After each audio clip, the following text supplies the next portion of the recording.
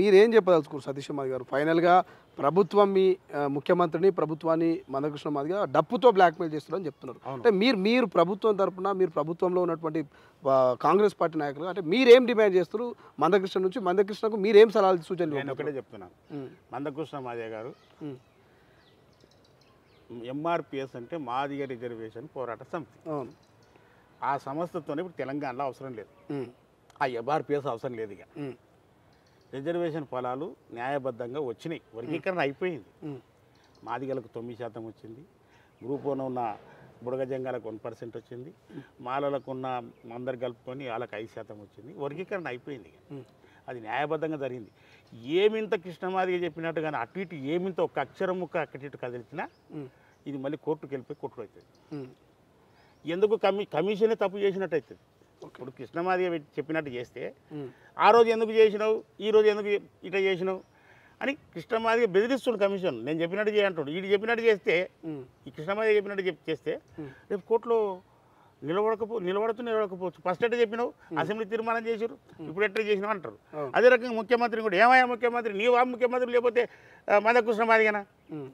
మందకృష్ణ మాదిగ బెదిరిస్తే ముఖ్యమంత్రి భయపడతాడా? నీవు సామాజిక న్యాయం చేసినట్టు ఇప్పుడు నువ్వు నేను చెప్పినట్టు చేయకపోతే నీ సంగతి చూస్తారు రేవంత్ రెడ్డి అని చెప్పేసి అని డప్పుతోనే బెదిరిస్తున్నాడు. కనుక ఈ బెదిరింపు రాజకీయాలు, బెదిరింపు ఉద్యమాలు నడవవు. మేము ముఖ్యమంత్రి గారికి ఒకటే విజ్ఞప్తి చేస్తున్నాం, కాంగ్రెస్ ప్రభుత్వానికి కూడా ఒకటే విజ్ఞప్తి చేస్తున్నాం, మీరు ఎవరిని బుడబుడ బెదిరింపులకు భయపడదు. మందకృష్ణ కాదు, మందకృష్ణ తాత దిగొచ్చిన వర్గీకరణ ఆగదు, వర్గీకరణ ఆపడు కూడా రేవంత్ రెడ్డి. కనుక ఆయన పేదల పెన్నిది. ఇంకోటి షమీ అఖ్తర్ గారు, నిజంగా చెప్తున్నాను, షమీ అఖ్తర్ ఒక ముస్లిం అతను.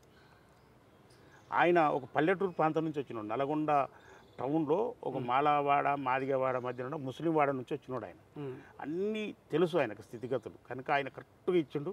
ఆయన రిపోర్టు వెరీ క్లియర్. దాన్ని తప్పు పట్టినోడు వాడి నిజంగా తప్పుడు వ్యక్తి, వాడు లెక్కలు తెలియనివాడు, వాడికి అసలు స్వార్థంతోనే మాట్లాడినాడు అవుతాడు. కనుక షమీ అఖ్తర్ గారు ఇచ్చిన రిపోర్టు కరెక్ట్ ఉన్నది, ముఖ్యమంత్రి గారు చేసింది కూడా కరెక్ట్ ఉన్నది. కనుక ఏదైతే మన ప్రకటన చేసిరో ఫిబ్రవరి 4వ తారీఖు సోషల్ జస్టిస్ డే అని చెప్పేసి జీవో కూడా ఇచ్చిండ్రు. కనుక దాని ప్రకారమే జరగాలి. కృష్ణమాదిగ బుడ్డ బెదిరింపులకు ఎవరు కూడా భయపడొద్దు అని చెప్పేసి అని విజ్ఞప్తి చేస్తున్నా. ఇంకొకటి డప్పులు కొనుక్కున్న మాదిగలకు కూడా విజ్ఞప్తి చేస్తున్నా. కృష్ణమాదిగ కొట్టమాట, ఆ కృష్ణమాదిగ చంద్రబాబు నాయుడు తమ్ముడు రామూర్తి నాయుడు చచ్చిపోతే ఆయన సావులో డప్పు కొట్టిండు. ఆయన సావులో డప్పు కొట్టిండు. నిజానికి సాగు డప్పు కూడా నాకు రాదు, ఆ దరువు ఎట్లుంటుందో కూడా నాకు తెలియదు.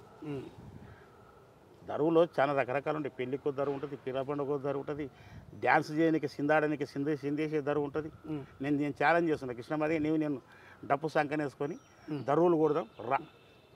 కొడతాడా సతీష్ మాదిగ కూడా డప్పు బాగా కొడతాడా? బాగా వస్తుంది సతీష్ మాదిగ.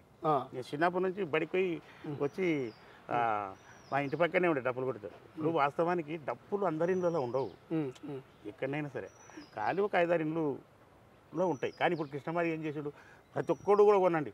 ఇప్పుడు ఎట్టయిందంటే కృష్ణమాదిగ డిమాండ్ ఎట్ట కనపడుతుంది మాకంటే, గ్రూప్ 1కు ప్రిపేర్ అయిన వాళ్ళు ఉంటారు చూడు, గ్రూప్ 1కు ప్రిపేర్ అయితే ప్రభుత్వం డేటును పొడిగిస్తే లేకపోతే డేటు తీసేస్తే వాళ్ళు బాధపడుతుంటారు చూడు, గ్రూప్ 1కు ఎగ్జామ్ ప్రిపేర్ అయిన వాళ్ళు.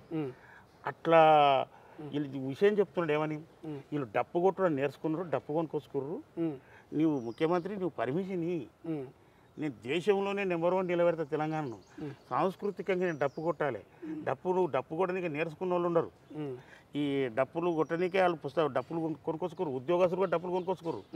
కనుక నీవు పర్మిషన్ దయచేసి నేను కొట్టాలి అని చెప్పేసి అని గ్రూప్ 1 ఎగ్జామ్కి అడిగినట్టు అడుగుతున్నా డప్పు కొట్టే సంగతిని. సో మీరు అన్నారు మందకృష్ణకు సావు డప్పు కొట్టడానికి రాదు, నేను ఇద్దరం డప్పు కొడదాం చూద్దాం అన్నారు.